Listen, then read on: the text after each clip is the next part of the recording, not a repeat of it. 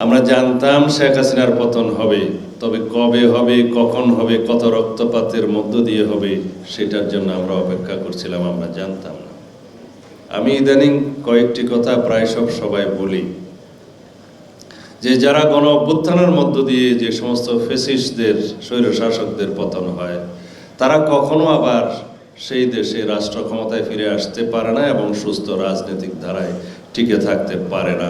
আওয়ামী লীগও পারবে না। 1954 সালে ভোটের মাধ্যমে মুসলিম লীগের পতন হয়েছে।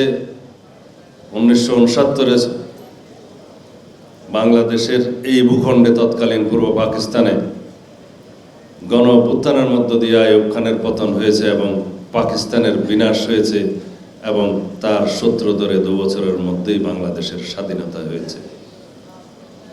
1990 সালের ছাত্র জনতার গণ অভ্যুত্থানের মধ্য দিয়ে সামরিক স্বৈরাচারের পতন হয়েছে এবং তার পরবর্তীতে এরশাদ কখনো বাংলাদেশের রাজনীতিতে দালালি ছাড়া আর কিছুই করতে পারে নাই। একইভাবে 2024-এর 5ই আগস্টের এই ভূখণ্ডে যে ছাত্র জনতার গণ অভ্যুত্থান সংগঠিত হয়েছে, সেটা দক্ষিণ এশিয়া এবং সমসাময়িক বিশ্বে সবচাইতে বড় রাজনৈতিক পট পরিবর্তনের একটি ইতিহাস।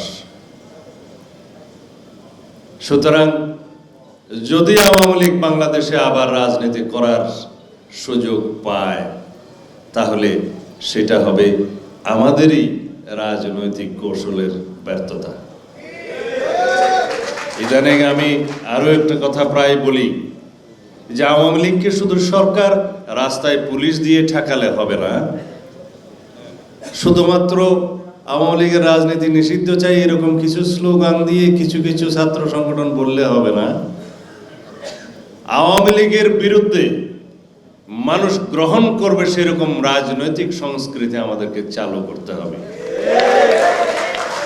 কারণ সুষ্ঠু ধারার রাজনীতিকে দিয়েই অসুস্থ ধারার ফ্যাসিস্ট কলঙ্কিত রাজনীতিকে আমাদের বিতাড়িত করতে হবে, যেমন ভাবে গণ অভ্যুত্থান আওয়ামী লীগ বিতাড়িত হয়েছে। কেউ কেউ বলে যে আওয়ামী লীগকে আপনারা রাজনীতিতে কি অংশ নিতে দিবেন, নির্বাচন অংশ নিতে দিবেন? এই দুটা ভাইটাল কোয়েশ্চেন। সরকার আইন প্রণয়ন করেনি, আইন পরিবর্তনও করেনি।